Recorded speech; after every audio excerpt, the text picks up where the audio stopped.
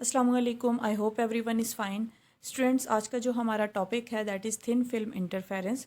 सबसे पहले मैं इंटरफेरेंस को डिफ़ाइन करूँगी और इसके बाद हम थिन फिल्म को डिफ़ाइन करेंगे। इंटरफेरेंस क्या होती है? When two or more than two waves superpose to each other so that maximum and minimum effect are obtained simultaneously at same time, we called it interference of waves.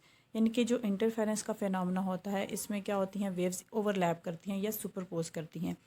जब दो या दो से ज़्यादा वेव्स आपस में ओवरलैप करेंगी तो तब हमारे पास मैक्सिमम और मिनिमम इफेक्ट प्रोड्यूस होंगे। इस प्रोसेस को हम कहते हैं इंटरफेरेंस ऑफ वेव्स।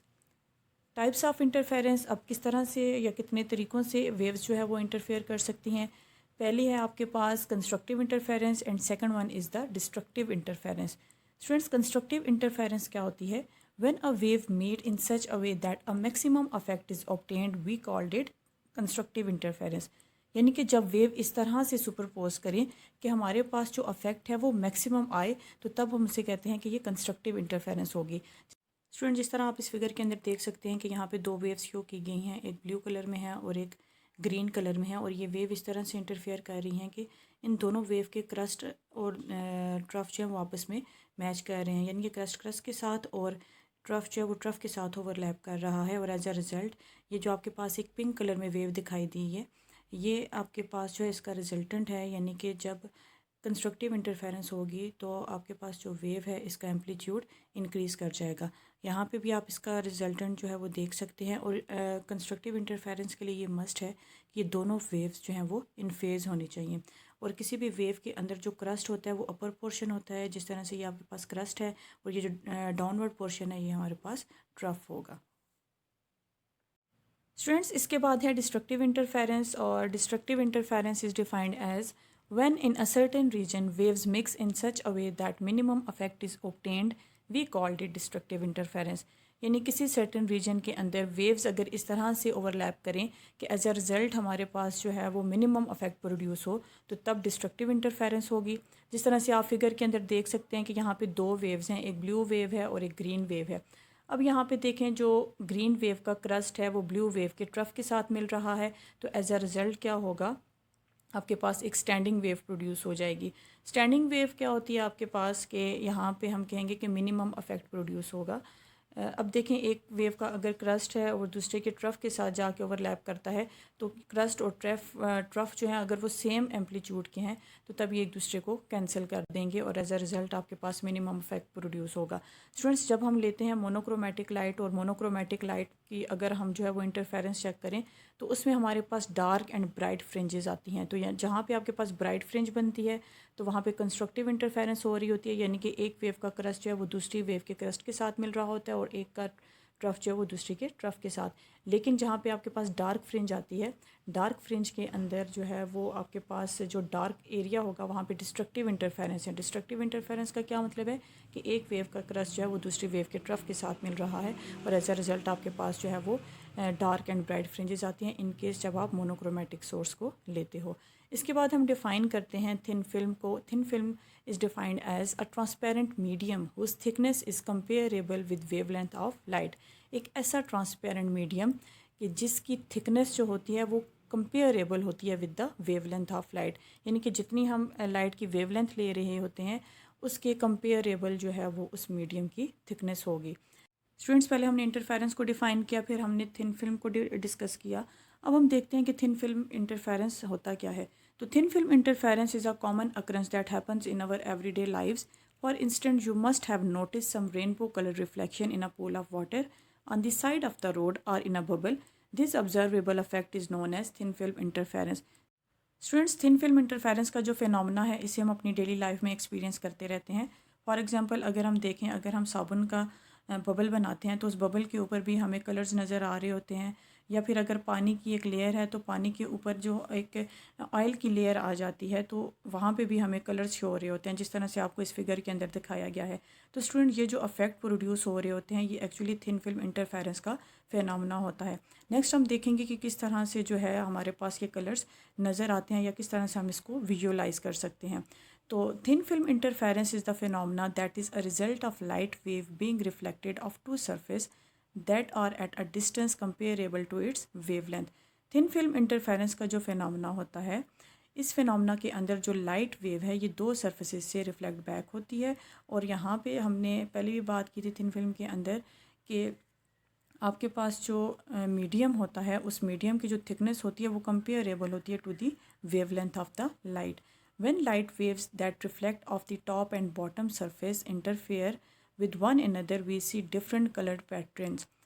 जब ये लाइट वेव टॉप और बॉटम सरफेस से रिफ्लेक्ट बैक होती है, रिफ्लेक्ट बैक होने के बाद क्या होता है, यहाँ पे इंटरफेरेंस का फिनोमेना होता है और यहाँ पे हम डिफरेंट कलर पैटर्न्स को देख सकते हैं। During this the light reaches the boundary between two media and part of it gets reflected and some part gets transmitted. जब ये लाइट जो है वो रिफ्लेक्ट कर रही होती है तो रिफ्लेक्ट करने के बाद क्या होता है, कुछ लाइट जो है वो रिफ्लेक्ट हो जाती है और कुछ जो है वो आगे ट्रांसमिट हो जाती है। When the second medium is a thin film, there are two reflections occurring close together at the top and bottom boundary surface of the thin film. Thus, there are two waves emerging from a thin film, one wave reflected off the top surface of the film and the other reflected off the bottom of the surface. अब देखें, अगर तो second medium हमारे पास thin film का होगा तो तब हमारे पास दो रिफ्लेक्शंस होंगी, एक टॉप सरफेस से और एक बॉटम सरफेस से। तो जो दो वेव्स थिन फिल्म से इमर्ज हो रही होती हैं उनमें से एक वेव क्या होती है, रिफ्लेक्ट हो जाती है टॉप सरफेस से और दूसरी जो होती है वो बॉटम सरफेस की तरफ रिफ्लेक्ट ऑफ हो जाती है। किस तरह से, अब इसको हम फिगर के थ्रू भी समझ लेते हैं। स्टूडेंट्स, आप इस फिगर के अंदर देख सकते हैं कि यहाँ पे हमने दो मीडियम कंसिडर किए हैं, एयर मीडियम और वाटर मीडियम, और वाटर के ऊपर एक थिन आइल लेयर भी है। अब देखिए यहाँ पे जब रेयर मीडियम से लाइट डेंसर मीडियम में जाएगी तो क्या होगा यहाँ पे, अब ये जो आपके पास ए बी है ये इंसिडेंट लाइट है। अब ये जब ये लाइट आके इस थिन फिल्म के ऊपर स्ट्राइक करेगी तो कुछ लाइट का जो पोर्शन है वो यहाँ से रिफ्लेक्ट बैक हो जाएगा और कुछ आगे ट्रांसमिट हो जाएगा। अब ये जो लाइट रे है ये आगे जाके डिफरेंट लेयर्स से जो है वो रिफ्लेक्ट बैक होती रहेगी, लेकिन उसके अंदर हम इंटरेस्टेड नहीं हैं। यहाँ पे अब हम सिर्फ दो इंसिडेंट लाइट रेज ले रहे हैं। यहाँ पे एक तो वो है जो कि आपकी थिन फिल्म जो हमने ली हुई है आयल की वहाँ से रिफ्लेक्ट होगी, और दूसरी जो है वो वाटर की लेयर से जाके रिफ्लेक्ट बैक होगी। अब ये दोनों वेव्स जब आपस में मिलेंगी तो यहाँ पे इंटरफेरेंस का फिनोमेना होगा। अब जब इंटरफेरेंस होगी तो यहाँ पे कंस्ट्रक्टिव इंटरफेरेंस भी हो सकती है और डिस्ट्रक्टिव इंटरफेरेंस भी हो सकती है, जिसके रिजल्ट में हम डिफरेंट कलर्स को ऑब्जर्व कर सकेंगे। इसके बाद है dependence of thin film interference. Thin film interference का जो फिनोमेना होता है ये किन किन पैरामीटर्स के ऊपर डिपेंड करता है।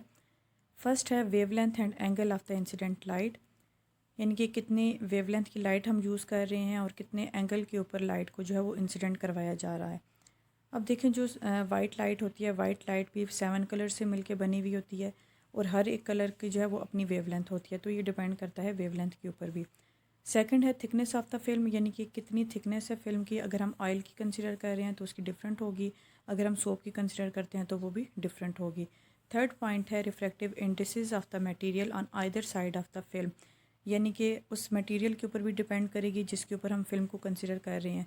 अब जिस तरह से अगर हम कंसिडर करते हैं thin film of oil on the surface of the water, तो यहाँ पे जो वाटर है इसका रिफ्लेक्टिव इंडेक्स भी हम देखेंगे और इसी तरह से, यानी कि जिस तरह से हम मटेरियल को चेंज करते जाएंगे तो रिफ्लेक्टिव इंडेक्स भी हम उससे रिस्पेक्ट से लेते जाएंगे। यानी कि इसमें ये देखना है कि इस कौन से मटेरियल के ऊपर हम जो है वो किस फिल्म को कंसिडर कर रहे हैं। इसके बाद आता है वेव इनसाइड द फिल्म। अब वो वेव जो कि उस फिल्म के अंदर या थिन फिल्म के अंदर ट्रांसमिट होगी उसकी वेवलेंथ क्या होगी, that is lambda n equals to lambda divided by n. एक एन आपके पास सबस्क्रिप्ट में है और दूसरा एन इसके साथ जो है वो डिवाइड हो रहा है। लेमडा क्या होता है, वेवलेंथ ऑफ फ्री स्पेस और एयर, और n is the related indoor of the film. अब हम ये देखेंगे कि जब लाइट वेव जो है वो रिफ्लेक्ट करती है तो इसके लिए किस तरह से फेस चेंज होगा। In case of thin film there is an important phase change in the wave upon reflection. First point is when the wave move from rare to denser medium, a phase change of pi or 180 degree or a path difference pi by 2 is produced upon reflection। यानी कि जब wave rare से denser medium में जाएगी तो जो face change होगा that is पाई और 180 डिग्री, और जो पाथ डिफरेंस होगा वो पाई बाई 2 होगा, तो तब रिफ्लेक्शन जो है वो प्रोड्यूस होगी। When light ray moves from denser to rare medium, जब लाइट डेंसर से रेयर मीडियम में जाएगी then no phase change is observe. Condition for constructive interference, thin film lying between two identical medium, the condition for constructive interference is given as 2d equals to m plus 1 by 2 into lambda n. Constructive interference के लिए जो condition आएगी, इसके अंदर जो D use किया गया है, D is the distance between surface 1 and surface 2, M is the order of the interference and lambda n is the wavelength of the light inside the thin film.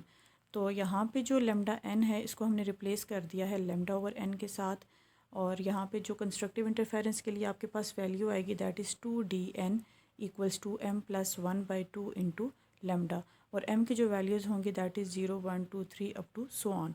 Next है condition for destructive interference. Destructive interference के लिए जो condition होगी that is 2d equals to m lambda n.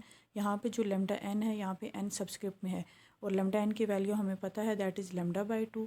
और यहाँ पे जो हमारे पास डिस्ट्रक्टिव इंटरफेरेंस के लिए कंडीशन आएगी that is 2nd equals to m lambda, और m का ऑर्डर सेम रहेगा that is 0 1 2 up to so on.